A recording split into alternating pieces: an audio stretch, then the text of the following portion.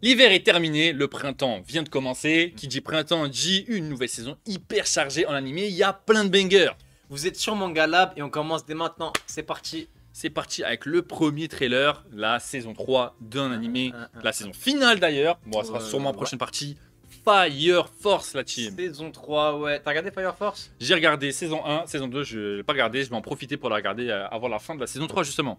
Ah, moi, quand c'était du coup, je suis parti au Japon, j'avais Inferno dans les oreilles à chaque point de rue. C'est le truc que j'ai le plus écouté dans mon voyage au Japon. C'est un gros opening, c'est vrai.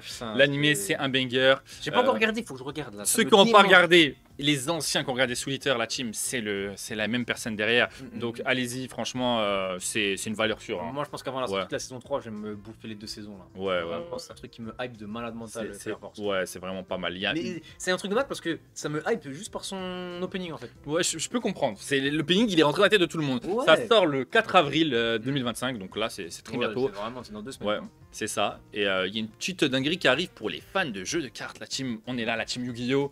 C'est quoi? C'est Yu-Gi-Oh! Card Game The Chronicles. Donc ils avaient déjà sorti à l'époque un truc un peu pour commémorer les cartes. Ouais. C'est quoi le délire? Toi tu connais pas trop Yu-Gi-Oh! T'as regardé à l'époque, mais ouais, regardé à l'époque. Ouais. En gros, c'est tout simplement un petit mini épisode sur l'histoire des cartes. C'est sympa. On rentre dedans, on oublie Yu-Gi, tout ça. Ça existe pas. Là, on parle des cartes comme si c'était un monde réel, tu vois. Et ça a l'air stylé, hein. Franchement, le trailer, il envoie. Hein. C'est un bel hommage au jeu de cartes. Mais non, ça c'est pas le trailer, ça c'est l'ancien épisode. Il n'y a pas eu de trailer pour ça. On sait pas il y aura combien d'épisodes, est-ce qu'ils vont en faire un seul, plusieurs, etc. Ouais. Mais voilà, maintenant vous le savez, c'est très sympa pour les anciens, pour ceux qui kiffaient Yu-Gi et qui kiffent toujours hein, d'ailleurs, hein, c'est toujours le cas. Moi je suis team Jaden Yuki perso. Moi je suis team, bon on va me crier dessus, je suis team Yusei. C'est quoi ça? C'est Yu-Gi-Oh 5DS. Je suis team Yusei et Yu-Gi. Qu'est-ce que tu me racontes? Non, Yusei c'est quelqu'un, banger. Moto, tout ça, vroom vroom. Non, on s'en fout du côté moto. Je vois Yusei, c'est un banger. Et ensuite, du coup, on a le retour de l'anime One Piece. Ouais. Du coup, avec un double épisode. Du coup, un épisode qui sort le 5 et un épisode qui sort le 6. Avec du coup la suite de l'arc Egghead. Donc voilà, on en a déjà parlé dans la précédente vidéo qui est sortie. Ça a l'air vraiment beau. En début de semaine. Mais ouais, ça a vraiment l'air pas mal. Voilà, on est retourné. Voilà, ils ont fait une petite pause. Ils ont bien cook ça. Ils nous ont vraiment préparé, je pense, une animation de malade mental. Donc, hâte de voir la suite. Et en plus, bah, comme on a dit, ils ont pris. La fin de l'arc ramène des gros trucs. Quoi. Il y a des gros moments qui vont arriver là. C'est ça. En tout cas, ceux qui sont animés only, vous allez surkiffer. Ceux qui sont manga only. Enfin, ceux qui ont lu le manga, je veux dire, bah vous allez, je pense que vous allez apprécier parce que normalement la qualité d'animation va être un peu supérieure à ce qui était proposé. Ouais. Ils ont tiré le pour, le contre, etc. Il y avait beaucoup d'histoires, une hype, des mecs qui disaient non, l'aura c'est cool. Il y en a qui disaient non, c'est claqué quand il y a des auras, etc. Là, j'ai l'impression qu'ils ont fait un peu un mix des deux. Ouais, ils sont un peu posés. Voilà, ils ont fait leur petite pause avec l'Arc Remaster et puis voilà, l'Arc Remaster, ça leur a permis de pouvoir, parce que tu vois, ils ont pas eu tout le travail créatif et tout, etc. Donc, ça leur a permis, je pense, de bien réfléchir, de bien se poser et de nous cook un truc de malade. C'est ça. Autre petite dinguerie qui arrive sur Netflix, le 3 avril. Je suis full hype. Full hype aussi. Une très grosse licence. Jeux vidéo. Et oui, de jeux vidéo, tout simplement, c'est Devil May Cry. Devil May Cry, qui sort sur Netflix, du coup, le 3 avril. Vraiment hâte de malade mental parce que Devil May Cry, c'est un truc que je kiffe pas mal.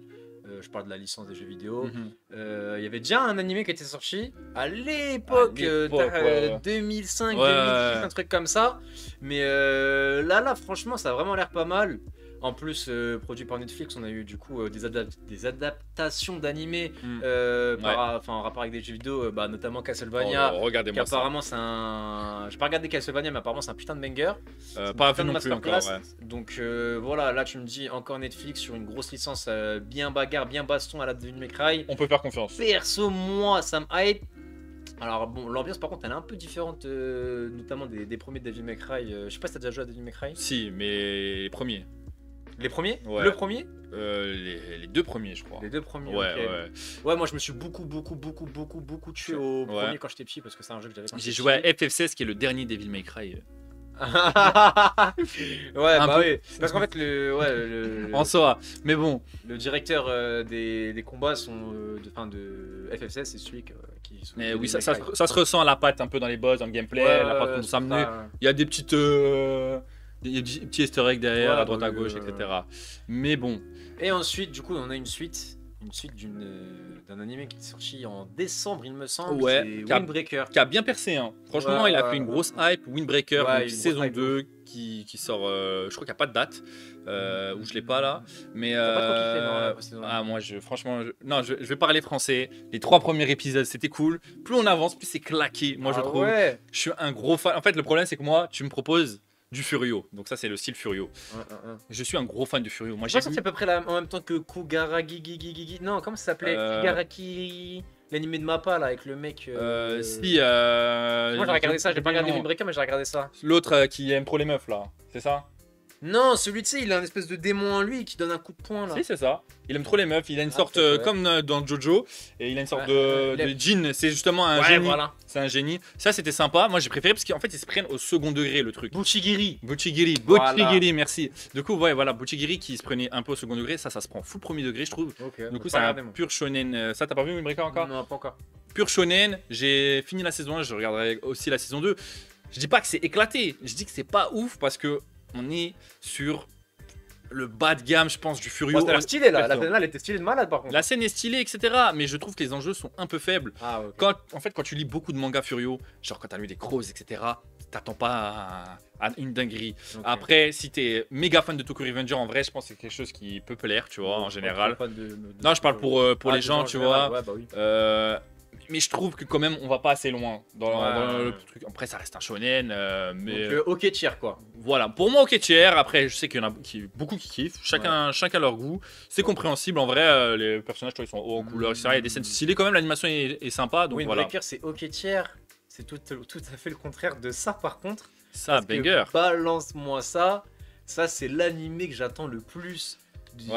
De toute la saison, sûrement de toute l'année même. Ouais, ça sort le 5 avril là. C'est très très proche. Lazarus, frérot, moi, genre c'est les trucs que j'attends le plus, mais de loin. Voilà. T'as oublié tout ce qui est shonen, bagarre, patate, tout ça. Là, on est les gars sur des scénarios, des trucs qui tabassent. Là, on est sur genre un classique annoncé. Ouais. Shinichiro Watanabe, le grand Shinichiro Watanabe qui a fait le meilleur animé de tous les temps, Cowboy Bebop. Bah oui, Cowboy Bebop. On revoit la patte direct. Hein. La patte, elle est là. Space Dandy, Terror in Resonance. Voilà, que des gros noms. Vous en avez sûrement vu un au moins, au minimum dans votre vie. Cowboy Bebop déjà. Voilà. Terror in Resonance aussi. Je pense qu'il est plus connu pour les jeunes que Cowboy Bebop. Après Cowboy Bebop et Samurai Champloo, c'est ses deux œuvres les plus connues. Mais bon, Cowboy Bebop, ça reste quand même le truc le plus connu. On est ensemble la famille. Moi je suis team Cowboy Bebop, c'est peut-être mon anime préféré. Moi je suis team Samurai Champloo. Regarde, c'est du Shinube là qui vient de faire. Ah et du coup en parlant de ça, c'est une association avec Chad Stahelski. Il me semble, j'ai jamais regardé ces films, mais grossièrement, en gros, les scènes de combat sont en partenariat, du coup, sont chorégraphiées par Chad, du coup, Stahelski, qui est le réalisateur de John Wick. Ouais, bah ça va être magnifique. Donc Cowboy Bebop, John Wick, genre comment ne pas tomber amoureux là. Gros mélange, des noms connus, franchement, même ça a l'air d'être vraiment bien. Deux masterclass en fait. Ça a l'air d'être vraiment bien, tu vois, même visuellement, ça donne envie, donc pourquoi pas. Les mecs, par pitié, regardez Cowboy Bebop. Et Samurai Champloo. Mais Cowboy Bebop en premier. Samurai Champloo les gars aussi. Nujabes, les OST les gars. Shiki no Uta. Et là, il y a un nouvel animé, une nouvelle saison, l'arc Emerald Witch pour Black Butler. Black Butler, pour ceux qui connaissent pas, c'est un mec qui va pacte avec le Shaitan, en gros, c'est ça, ça le délire. Pour son histoire de vengeance, etc. C'est des histoires un peu big brain, vite fait. Pas non plus méga big brain. Des combats stylés, etc. Des pactes, etc. Moi, franchement, j'ai toujours kiffé. Je trouvais toujours sympa. C'est même visuellement, tu vois, c'est un peu particulier, je trouve. C'est une patte un peu gothique. Moi, je me suis arrêté à l'époque de la 17, quand ça passait sur T-Star, Virgin 17. On a tous connu sur ça. Il y avait la VF, etc. C'est sympa. Donc voilà. À CDI. Exactement. Mais voilà, c'est à suivre honnêtement. En plus, il paraît que l'arc est vraiment banger. Un autre truc qui arrive le 5 avril par Wit Studio. Il y en a peut-être qui connaissent parce qu'il y a eu des petits crossovers, etc. C'est Yaiba. Là, vous voyez la tête, vous voyez les têtes. Normalement, ceux qui connaissent, c'est Détective Conan. C'est l'auteur de Détective Conan derrière. Gosho Aoyama, c'est l'un de ses premiers mangas, si ce n'est son premier. Je suis pas très sûr de ça. Donc voilà, on a enfin un animé dessus. Ça a l'air sympa. Ça a l'air assez enfantin, on va pas se mentir non plus. Ça a l'air d'être le petit truc sympatoche à regarder. Exactement, ça a l'air sympatoche. Ça a l'air très bien animé par contre. Le petit rendez-vous quotidien mignon quoi. C'est ça, voilà. Ceux qui kiffent, un style de malade. Ouais, ceux qui kiffent Gosho Aoyama de base, ils vont kiffer. En plus, c'est un style complètement Détective Conan. Si vous n'êtes pas dans les enquêtes, etc. Vous inquiétez pas, c'est plus type shonen, etc. Ça a l'air stylé de ouf. Franchement, c'est pas mal. Wit Studio, ils ont l'air d'avoir fait un boulot monstre dessus. Ça me donne grave envie. Dès qu'ils se plongent dans un truc, tu sais que ça va être quali à la fin. Pour être honnête, le manga me donne pas envie. Mais sous l'animation là comme ça, voilà, tu vois. Regardez, la scène pas mal, hein. Grave stylé. Ouais, franchement, ça se regarde quoi. Donc à suivre le 5 avril aussi. Une grosse œuvre aussi qui arrive là c'est le 6 avril par contre, c'est un jour après. C'est quoi? C'est Witch Watch. Donc Witch Watch, on va suivre l'histoire d'un gars qui va devenir un peu une sorte de familier de la personne que vous venez de voir là, la fille que vous venez de voir. Ça va être une histoire de rom-com un peu shonen, des combats, etc. Visuellement, je trouve que c'est super stylé. C'est cool, hein. Ça a l'air marrant, ça a l'air sympa. Pareil, le petit rendez-vous quotidien un peu cool, un peu détente, le truc tu vas regarder sans trop te prendre la tête. C'est ça. Histoire de kiffer quoi. Histoire de kiffer, un peu de kiffance. Je pense que quand même pas mal de gens vont kiffer celui-là. Hein. Bah de toute façon. Parce que le manga quand même, petite hype. Il met d'accord, tu vois. Petite hype, c'est pas le truc dont j'ai le moins entendu parler, tu vois. Voilà, c'est un truc qui maintenant quand tu me dis Witch Watch, j'y pense, tu vois. Ouais, voilà. Donc clairement, je vais me lancer les petits épisodes. C'est un truc comme ça avec le temps, s'il y a une saison 2, etc. Vraiment, je pense que ça va monter crescendo. Donc ça vaut le coup de s'y intéresser. Suivez, soyez à l'affût. Maintenant. Et encore un animé Netflix, encore un animé Wit Studio. On a déjà parlé dans notre dernière vidéo. On a parlé dans la dernière vidéo, ouais. Et c'est Moonrise, donc voilà l'animé de SF qui sort du coup le 10 avril. Il me semble que c'est un film et voilà, ça a vraiment l'air ultra stylé, comme je vous ai dit, avec la participation de Hiromu Arakawa, la mangaka qui donc a fait Fullmetal Alchemist.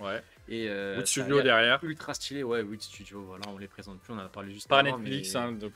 Ouais, distribution Netflix, donc voilà, ça a l'air ultra stylé. Voilà, on va pas parler un milliard de fois parce qu'on en a parlé juste avant, mais regardez-moi ça. Franchement, ça va graphiquement tout ça, les chorégraphies, ça va être banger.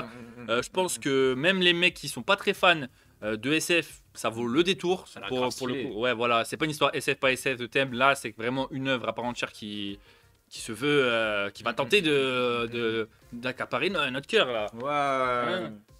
Je sais pas pourquoi je dis ça, mais voilà. Non, mais franchement, ça a l'air. Mais regardez-moi ça, ça a l'air trop stylé. Moi, je suis le hater number one des SF. Ouais, et là, je vais regarder, tu vois. Bah oui. C'est pour vous dire. Mais pourquoi t'aimes pas la SF?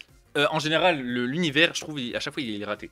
Ah ouais? Ouais, j'arrive pas à être dedans, j'y crois pas, genre. Et là, pour le coup, j'y crois. C'est beau, ça me donne envie, etc. Ça sort de ta suspension consentie d'incrédulité. Exactement, voilà. Là, c'est beau. Moonrise, le 10 avril, c'est un film, ouais. Et là, on sort sûrement sur. En vrai, quand je regarde, c'est, je pense, le plus grosse sortie d'anime. On va dire la plus grosse. Quand je dis la plus grosse, je parle en termes de popularité, je pense. C'est hype. C'est Vigilante. Le spin-off de My Hero Academia qui sort le 7 avril. Je pense que tu vas mieux en parler que moi parce que du coup je n'ai pas trop regardé. Vigilante du coup qui se passe. On va pas trop voir les personnages qu'on connaît. On va sûrement voir certains héros, etc. J'ai vu All Might, mais je veux dire, on va pas suivre les histoires d'Izuku. On va suivre les histoires de quelqu'un qui n'a pas son permis de héros, qui n'a pas son. Et oui, lui c'est un Vigilante. Du coup un Vigilante, je sais pas si tu sais ce que c'est. C'est comme Spider-Man, etc. En fait, il va agir selon sa propre loi, sa propre règle. Parce qu'il est un héros dans l'âme, mais il n'a pas le droit de le faire. Donc c'est interdit par la loi, entre guillemets, c'est un criminel finalement. Mais banger. Comment ça s'appelle déjà leur super pouvoir là Les alters. Et il a un alter?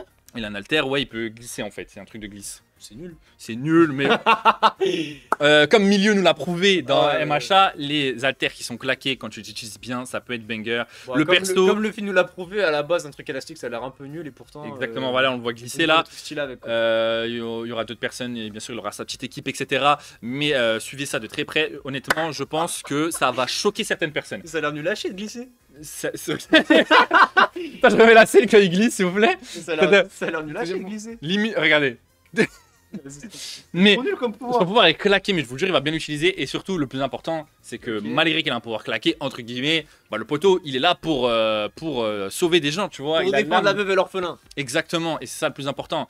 Et honnêtement, je trouve l'histoire beaucoup plus profonde que MHA. Ah, ok. Donc, bah, avec des machins, mais franchement, la saison était vraiment pas mal. Hein. Ouais. Faut que je me lance la suite. Je vais me balancer la suite. Ouais, la saison finale qui arrive d'ailleurs hein, très bientôt pour MHA. Ouais. Donc, soyez à l'affût. Ouais. Donc voilà, on a fait à peu près le tour des plus gros bangers qui arrivent. C'est les plus gros trucs. On a fait une petite compilation des plus gros animés qui arrivent.